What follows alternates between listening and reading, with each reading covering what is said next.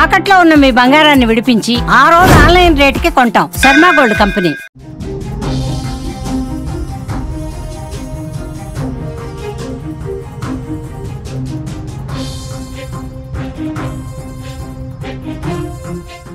Operation Sindoor తో కూడా దాయాది దారికి రాకపోక సరిహద్దు గ్రామాల్లో కవ్విస్తోంది. భారత్ ప్రజలపై కాల్పులకి తెగబడుతోంది. దీంతో దేశ సరిహద్దు రాష్ట్రాల్లో హై అలర్ట్ కొనసాగుతోంది. ఉద్రిక్తత పరిస్థితుల నేపథ్యంలో కేంద్ర ప్రభుత్వం కీలక నిర్ణయాలైతే తీసుకుంటోంది. సరిహద్దులను మూసివేసి గస్తీని ముమ్మరం చేశారు. రాజస్థాన్ లో పాక్ బోర్డర్ సీల్ చేశారు. పాకిస్తాన్ తో రాజస్థాన్ 1037 కిలోమీటర్ల పొడవైన సరిహద్దును కలిగుంది. దీన్ని పూర్తిగా మూసివేశారు. కేవలం మూసివేయడమే కాదు, ఎవరైనా అనుమానాస్పద చర్యలకు పాల్పడితే స్పాట్లోనే కాల్చివేయాలని భద్రతా బలగాలకు ఆదేశాలందాయి.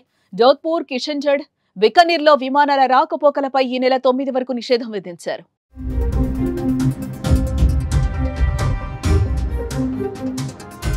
అటు పంజాబ్ లో కూడా గస్తీని ముమ్మరం చేశారు. సరిహద్దుల్లోని 6 జిల్లాల్లో పాఠశాలలను మూసివేశారు. ఫిరోజ్పూర్, పఠాన్కోట్, ఫజ్లికా, అమృత్సర్, గురుదాస్పూర్, తార్న్ తరణ్ ప్రాంతాల్లో 72 గంటల పాటు స్కూళ్లను మూసివేశారు.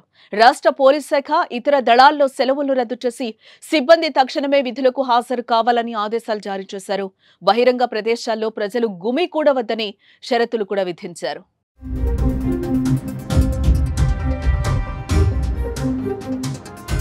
సరిహద్దులో యాంటీ డ్రోన్ వ్యవస్థతో పాటు మిస్సైల్ డిఫెన్స్ వ్యవస్థను యాక్టివేట్ చేశారు. క్షిపణులను సిద్ధంగా ఉంచారు. బోర్డర్స్ ఆయుధాలను పెద్ద ఎత్తున తరలిస్తున్నారు. గంగానగర్ నుంచి రానా ఆఫ్ కట్ వరకు సుఖోయ్ 30 MKI యుద్ధ విమానాలు ఎయిర్ పెట్రోలింగ్ నిర్వహిస్తున్నాయి. అటు జమ్మూ కాశ్మీర్లోని సరిహద్దు గ్రామాలపై పాక్ కాల్పులు కొనసాగుతున్నాయి.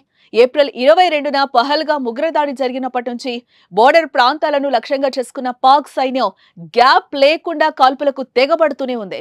ఆపరేషన్ సింధూర్ కు కౌంటర్ గా బుధవారం అర్ధరాత్రి తర్వాత కర్నా సెక్టార్లోని పౌర ప్రాంతాలను లక్ష్యంగా చేసుకుని పాకిస్తాన్ కాల్పులు జరుపుతోంది. రాజస్థాన్, పంజాబ్ సరిహద్దుల్లో కూడా పాక్ పెద్ద ఎత్తున కాల్పులకు తెగబడే అవకాశం ఉండడంతో త్రివిధ దళాలు రెడీ అయ్యాయి. పరిస్థితి చేయి దాటితే మాత్రం పాక్ కు తగిన శాస్తి చెప్పేందుకు సర్వం సిద్ధం చేస్తున్నారు.